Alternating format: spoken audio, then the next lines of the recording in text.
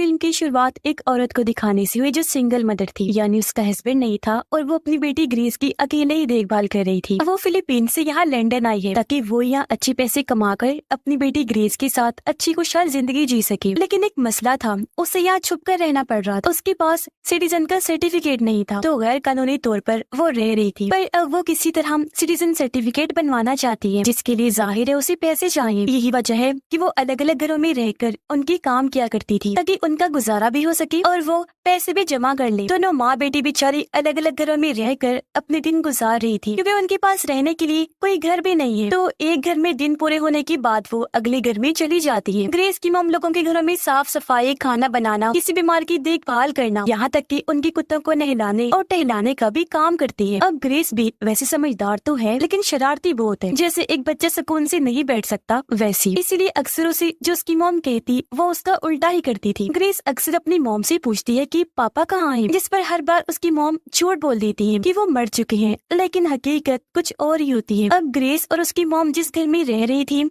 वहाँ दिन पूरे करने के बाद इन्हें अगले घर जाना था, जिसका मालिक कभी घर आता ही नहीं, इसीलिए इन्हें कहीं और जाना पड़ना था। अब ग्रेस की मॉम के पास उसके एक दोस्त की कॉल आई, जो उसे कहता है कि कल मैं मसरूफ हूँ, तो तुम मेरी जगह मेरे एक क्लाइंट के घर जा सकती हो उसे चेक करने कि उसकी तबीयत कैसी है, वो ठीक है, क्योंकि मेरे जिम्मे ये काम लगाया गया है। अब ऐसे कैसे वो अनजान घर में चली जाती, इसीलिए मना कर देती है। पर उसका दोस्त कहता है कि तुम्हें कुछ नहीं करना, बस वहाँ जाकर मेरे क्लाइंट को चेक करके आना है, जो बूढ़े इंसान है और अक्सर बीमार रहते हैं, जिसके लिए अब वो मान गई। इसीलिए अगले ही दिन ग्रेस की मॉम शहर से काफी दूर उस घर में आ जाती है, जहाँ उस बूढ़े आदमी को चेक करना था। घर बहुत ही बड़ा शानदार था, लेकिन यहाँ पर कोई भी नहीं होता। कई बार वो बूढ़े आदमी को आवाज लगाकर आगे बढ़ी, लेकिन कोई जवाब आता ही नहीं। वो फिर सीधा पहुँची बूढ़े आदमी के कमरे में, जो बेसुध बिस्तर पर लेटा हुआ था, क्योंकि वो कोमा में था। उसे इस हालत में देखकर ग्रेस की मॉम को बुरा लगा, इसलिए वो उनके लिए दुआ करने लगती है। लेकिन तभी बूढ़ा आदमी उसका हाथ पकड़ लेता है। वो घबरा गई, अपना हाथ छुड़वाकर किसी तरह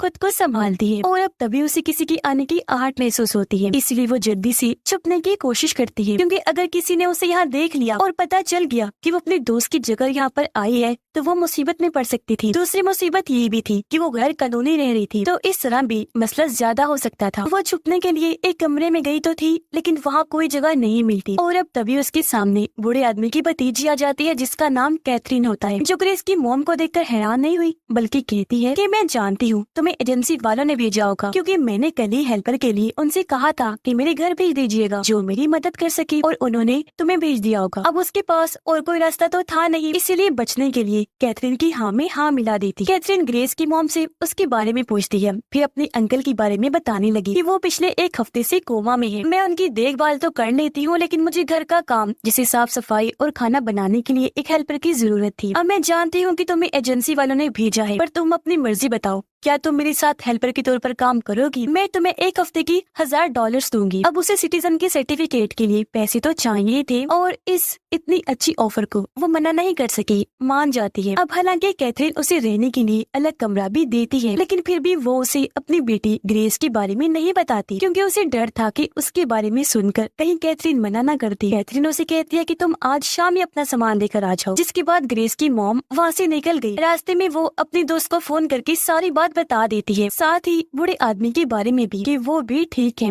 उसका दोस्त कहता है कि चलो तुम्हारे जाने का फायदा ही हुआ, तुम्हारे लिए अच्छा हो गया कि वहाँ इतनी अच्छी जॉब मिल गई। फिर वो घर आई, अपना और ग्रेस का सामान पैक करने लगती है। वो यहाँ ग्रेस को समझाती है कि तुम्हें उस घर में छुप कर रहना होगा, कोई शरारत नहीं करनी, फिर जल्द हमें सिटीजन का सर्टिफिकेट मिल जाएगा, जिसके बाद हम आजादी से रह सकेंगे। जिस पर ग्रेस भी उसकी बात मान जाती है और अब उसकी मॉम ग्रेस को एक काफी बड़ी बैग में छुपाकर कैथरीन के घर पहुँचती है। यहाँ कैथरीन सबसे पहले उसकी मॉम को चाय पीने के लिए देती है, जिसे उसकी मॉम ने एकदम ही पी लिया, क्योंकि ग्रेस बैग में बंद थी, तो उन्हें डर था कि कहीं वो दम घुटने से मर ना जाए। चाय पीने के बाद जल्दी से वो बैग को अपने कमरे में लेकर गई। ग्रेस को बाहर निकालती है, जो बिल्कुल ठीक थी। यहाँ उसकी मॉम ने फिर से ग्रेस को समझाया कि तुम्हें छुप कर रहना है, इस औरत की नजर में बिल्कुल नहीं आना।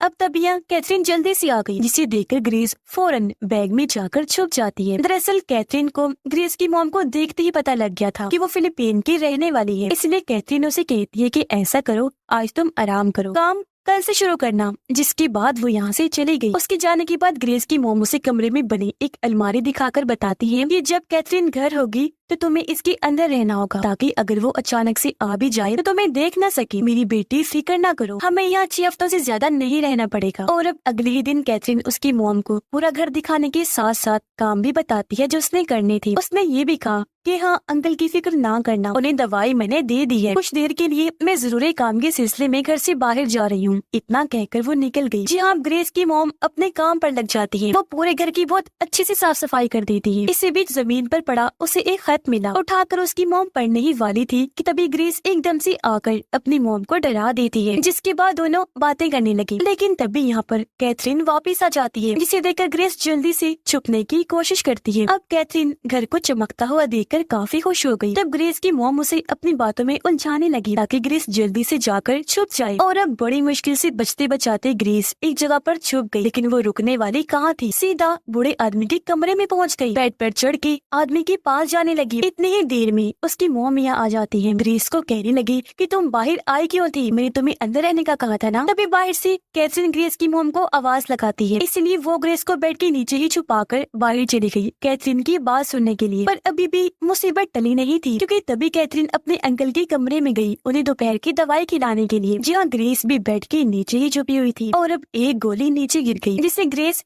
कैथरीन से पहले ही देख चुकी थी। उसने गोली उठाई तो जल्दी से ग्रेस पीछे हट गई। अब कैथरीन अंकल को दवाई खिलाकर वहाँ से चली जाती है और इस तरह एक बार फिर ग्रेस बाल बाल बच जाती है। ग्रेस अपने मॉम को बताती है कि कैथरीन तो अपने अंकल को नींद की गोलियां खिलाती है। इस पर उसकी मॉम ने कहा, अच्छा नींद की गोलियां, मगर ये बात तुम कैसे जानती हो कि वो नींद की गोलियां थी। ग्रेस जवाब देती है कि एक बार जब आपने मुझे विटामिन्स की गोलियां लाने भेजा था तो गलती से मैं नींद की गोलियां ले आई। वैसे ये गोली मैंने तब देखी जब कैथरीन अपने अंकल को खिला रही थी। उसकी मॉम कहती है, बेटा क्या पता उसकी बनावट एक जैसी हो, हर एक जैसी दिखने वाली दवाई का काम एक जैसा नहीं होता। इस बात को लेकर ग्रेस को अपने मॉम पर गुस्सा ही आ गया कि ये मेरी बातों पर यकीन नहीं कर रही, क्योंकि उसे शक था कि कैथरीन एक बुरी औरत भी हो सकती है। अब जैसे ही रात हुई, सब सो गई, तो ग्रेस खाने की चीज ढूंढने के लिए पूरे घर में घूमने लगी। जी अचानक ही उसके सामने कैथरीन आ गई। ग्रेस घबरा गई, कहती है, ओह शिट, ये क्या। कैथरीन इधर, लेकिन जब उसने गौर किया तो ग्रेस ने नोटिस कर लिया कि कैथरीन की तो आंखें बंद है, यानी वो नींद में चल रही थी। अब कैथरीन ऐसे ही आगे बढ़ने लगी। तब ग्रेस उसका पीछा करने लगती है। उसने देखा कि कैथरीन स्टोर रूम की तरफ जा रही है और अब जैसे वो अंदर गई, ग्रेस बाहर खड़े होकर अंदर देखने लगी कि अब कैथरीन क्या करने वाली है। कैथरीन तभी एक पर्दा हटाती है, जिसके पीछे एक बड़े से कांच के डब्बे में औरत की लाश पड़ी थी, जिसे देखकर ग्रेस काफी डर जाती है, पर वो फिर भी देखती रही। और अब कैथरीन नींद में ये भी कह देती है कि मैं इस पूरे घर को जला दूंगी। अगली सुबह ग्रेस की मॉम नोटिस करती है कि आज कैथरीन का मूड ठीक नहीं है। प्रॉपर्टी के सिलसिले में एक वकील से मिलने उसे जाना पड़ेगा, जिसके लिए उसे कुछ दिन लग जाने थे। इसीलिए कैथरीन ग्रेस की मॉम को कहती है कि मैं कुछ दिनों के लिए यहाँ पर नहीं हूँ, तो पूरा घर संभालने के साथ साथ मेरी जगह तुम्हें अंकल को दवाई देनी होगी। वो यहाँ सिखाती भी है कि कैसे दवाई खिलानी है। ग्रेस की मॉम नोटिस करती है कि कैथरीन जबरदस्ती बूढ़े आदमी को दवाई लेने पर मजबूर कर रही है। उसने अजीब बात ये भी नोटिस की कि जब तक अंकल दवा को निगल ना ले,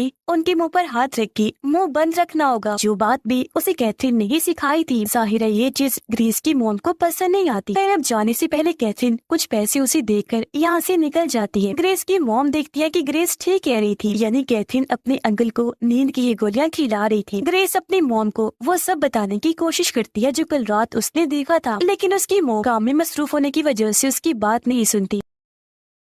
उन्हें फिर कुछ याद आ गया। वो ग्रेस को कहती है कि आराम से रहना, जो कहकर वो यहाँ से बाहर चली गई। दरअसल वो पहले एक नर्स हुआ करती थी और उसने एक केयर टेकर के तौर पर एक घर में जॉब भी की थी, यानी वो वहाँ एक मरीज की देखभाल का काम करती, जहाँ उसे कुछ दवाइयाँ और उनकी असर कि किस दवाई को लेने से क्या होता है ये पता चला था, क्योंकि वहाँ भी वो एक बूढ़े आदमी की देखभाल कर रही थी। और क्योंकि दिल की वो बहुत अच्छी है तो अपने इलाज से इस बूढ़े आदमी को भी ठीक करना चाहती। घर वापस आने के बाद वो बूढ़े आदमी के लिए दवाई बनाने लगती है। उसने बूढ़े आदमी की सारी दवाइयाँ ही बदल दी थी और अब वो ग्रेस की मॉम की देखभाल करने की वजह से बिल्कुल ठीक हो जाता है। उठते ही वो कहते हैं, मेरे केयर टेकर कहाँ हो आप? उसका नाम भी लेता है, पर उसने सामने ग्रेस की मॉम को पाया, जो कहती है कि वो मुझे आपकी भतीजी ने ही काम पर रखा है। बूढ़ा आदमी कहता है, लेकिन मेरी तो कोई भतीजी है ही नहीं। ये सुनकर ग्रेस की मॉम को लगा कि बूढ़ा आदमी क्योंकि अभी होश में आया है इसलिए ऐसा बोल रहा होगा, और क्योंकि अभी कैथरीन घर पर नहीं थी इसलिए वो ही उसका ख्याल रखने लगती है, जहाँ बूढ़े आदमी की ग्रेस से भी अच्छी दोस्ती हो जाती है। अब एक दिन बूढ़ा आदमी ग्रेस की मॉम से उसके बारे में पूछता है,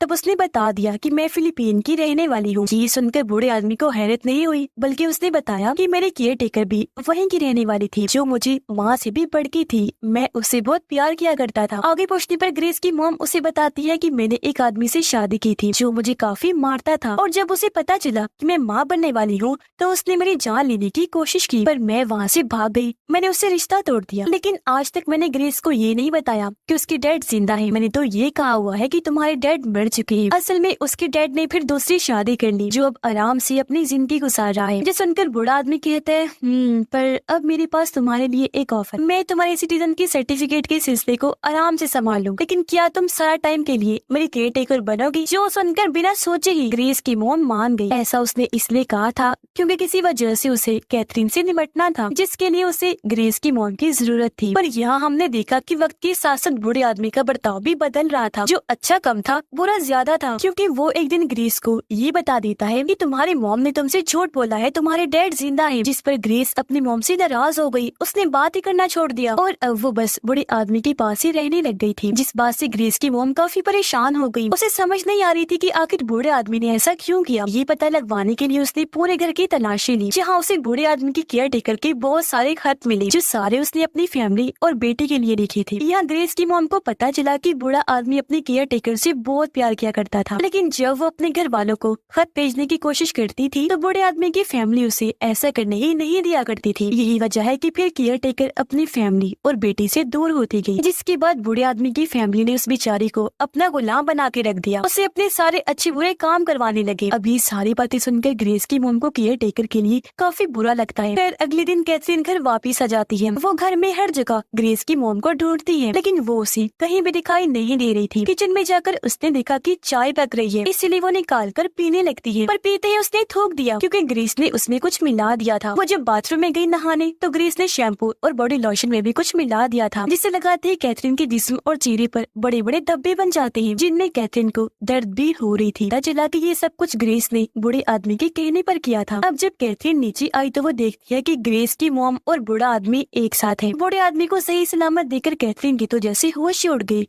वो दंग रह जाती है। अब जब ग्रेस की मॉम यहाँ से गई तो कैथरीन और बूढ़े आदमी के बीच बातें होने लगती हैं। कैथरीन बूढ़े आदमी को कहती है कि अब मैं तुम्हें इस घर से धक्के मारकर बाहर निकाल दूंगी। मैंने कुछ लोगों को पैसे खिलाकर तुम्हारा सब कुछ अपने नाम पर करवा लिया है, जो पहले ही मेरा था, लेकिन तुमने बहुत चालाकी से वो पेपर्स मुझसे साइन करवाए, मेरा सब कुछ अपने नाम कर लिया। फिर मेरे डैड को भी मार दिया, जिसके बाद मॉम को इलाज के लिए पागल खाने भेज दिया, जहाँ उन्होंने अपनी जान दे दी। तुम हालांकि मेरे अंकल थी, पर मेरे साथ इतना बुरा किया तुमने। ये सुनकर बूढ़ा आदमी हंसते हुए जवाब देता है कि देखो, तुम मुझे कोमा में भेजकर नींद की दवाई खिला रही थी ताकि मैं धीरे धीरे करके मर जाऊं, पर देख आज मैं तेरे सामने हूँ, वो भी सही सलामत। और रही बात तुम्हारी जायदाद की, वो तो मेरे नाम ही है, तो भला फिर तुम मुझे कैसे धक्के मार कर निकाल सकते हो? और अब तुम्हारी बात कर लेती हूँ। देखो, क्योंकि तुम मेरी भतीजी हो तो मैं तुम्हें घर से नहीं निकालूंगा, तुम चाहो तो यहाँ रह सकती हो। जो सुनकर कैथरीन हैरान रह गई, क्योंकि वो उसे अपनी जायदाद वापस लेना चाहती थी, लेकिन अब उसके पास कोई रास्ता नहीं था, इसीलिए वो खामोश रही, कोई जवाब नहीं देती। लेकिन रात के वक्त वो ग्रेस की मॉम को कहती है कि वो बूढ़ा आदमी तुम्हें हमेशा के लिए यही अपने पास रख लेगा, तुम कभी आजाद नहीं हो पाओगी। जो कहकर कैथरीन पर्दा हटाती है और शीशे की बॉक्स में बंद उस बूढ़ी औरत की लाश को दिखाकर बताती है कि देखो, ये थी बूढ़े आदमी की केयरटेकर, जिसने जब यहाँ से भागने की कोशिश की तो उसने इसे मारकर इस बॉक्स में बंद कर दिया, और अब तुम्हारा भी यही हशर होगा। और बाकी रही बात मेरी, तो मुझे उससे बदला लेना ही है, मैं उसे मार दूंगी। ये कहकर उसने ग्रेस की मॉम को पैसे दिए और कहा कि तुम अब मेरे किसी काम की नहीं रही, तुमने मेरे साथ गद्दारी की है, शायद तुम्हारे खून में ही गद्दारी है। हम चाहे तुम्हारी जितनी मर्जी मदद कर दे, लेकिन तुम हमें धोखा दोगी। ये पैसे लो और निकल जाओ यहाँ से, बस अपना मुंह बंद रखना। जो सुनकर ग्रेस की मोम रोती हुई कहती है कि मदद, और आप हमारी क्या मदद करेंगी? हम आपके घर की साफ सफाइयाँ करते हैं, खाना बनाते हैं, आपके कुत्तों को नहलाते और घुमाते हैं, कोई बीमार है तो उसकी देखभाल, यहाँ तक कि उसकी गंदगी पे साफ करते हैं। मदद तो हम आपकी करते हैं, न कि आप हमारी। इतना कहकर वो कैथरीन के पैसे उसे वापस लौटा देती है और ग्रेस को लेकर यहाँ से जाने लगती है। पर ग्रेस जाना नहीं चाह रही थी। तभी यहाँ पर पुलिस आ गई, जो ग्रेस की मॉम को ही गिरफ्तार करने आई थी, क्योंकि वो गैर कानूनी तौर पर रह रही थी इसलिए, जिसकी शिकायत भी बूढ़े आदमी ने की थी। तो पुलिस उसे गिरफ्तार करके ले जाती है और क्योंकि अभी उसे ग्रेस की मदद की जरूरत थी, इसीलिए वो ग्रेस से ये झूठा वादा करता है कि मैं तुम्हारी मॉम को जेल से छुड़वा लूंगा, बस कैथरीन को रास्ते से हटाने के लिए तुम मेरी मदद करो। और अब उसके कहने पर ग्रेस इंजेक्शन लगाकर कैथरीन को बेहोश कर देती है, क्योंकि यहाँ कैथरीन बूढ़े आदमी को मारने के लिए आई थी। अब यहाँ इंजेक्शन लगने की वजह से उसे अपने सारे हेल्पर्स भूत की शक्ल में दिखाई देने लगती हैं, जिन सब के साथ कैथरीन ने बुरा सलूक किया था। और अब यहाँ वो उसे शर्मिंदगी का एहसास करने के तौर पर आई थी। मतलब बूढ़ा आदमी तो था ही बुरा, लेकिन वो भी कम नहीं थी, दोनों एक दूसरे से बढ़ के थे। अब ग्रेस ने तो बूढ़े आदमी की मदद कर दी थी, इसलिए वो अब बूढ़े आदमी को कहती है कि मेरी मॉम को भी जेल से अब आजाद करवाओ, लेकिन वो यहाँ बात को टालने लगता है। जिस बीच ग्रेस को पता चल गया कि इसने ही मेरी मॉम को गिरफ्तार करवाया है। वो बूढ़े आदमी को कोई चीज मारकर यहाँ से भाग जाती है। बूढ़े आदमी ने भी उसका पीछा किया, क्योंकि वो अब ग्रेस को खत्म करना चाहता है। वजह ये है कि उसे लोगों को गुलाम बनाकर रखना बहुत पसंद था। पर यहाँ ग्रेस भी काफी चालाकी से स्टोर रूम में आग लगाकर केयरटेकर की लाश वाला बॉक्स बूढ़े आदमी के ऊपर गिरा देती है, जो उसके पैर पर गिरा, इसलिए वो अब हिल नहीं सकता था। और अब तभी यहाँ आकर कैथरीन ग्रेस की मदद करती है, क्योंकि उसे अपनी गलती का एहसास हो गया था। पूरे ही घर को आग लग चुकी थी। कैथरीन ग्रेस को लेकर घर से बाहर आ गई और ये दोनों बूढ़े आदमी समेत पूरे घर को जलता हुआ देखने लगते हैं। जिसके बाद कैथरीन जेल आई ग्रेस की मॉम को छुड़वाने के लिए। उसके लिए एक वकील रखती है, जो उसे बेगुनाह साबित कर देता है। जिसके बाद ग्रेस की मॉम को भी यहाँ के सिटीजन का सर्टिफिकेट मिल चुका था, जो पाकर वो बहुत खुश हो जाती है। तो अब उन्हें कोई डर नहीं था, वो यहाँ आजादी से रह सकती थी। अब कैथरीन ने अपनी माजी में हेल्पर्स के साथ जो बुरा सलूक किया, वो इसलिए था क्योंकि वो भी बूढ़े आदमी की तरह हेल्पर्स को इंसान नहीं समझती थी। पर अब वो सुधर गई थी, उसे अपनी गलती का एहसास हो गया था। अब ग्रेस की मॉम उसे लेकर शहर घुमाने के लिए निकल गई, क्योंकि अब उसके अंदर यहाँ के सिटीजन होने का कॉन्फिडेंस आ गया था, जिसकी हमेशा उसे जरूरत थी। इसी के साथ इस फिल्म की कहानी भी यहीं पर खत्म हो जाती है।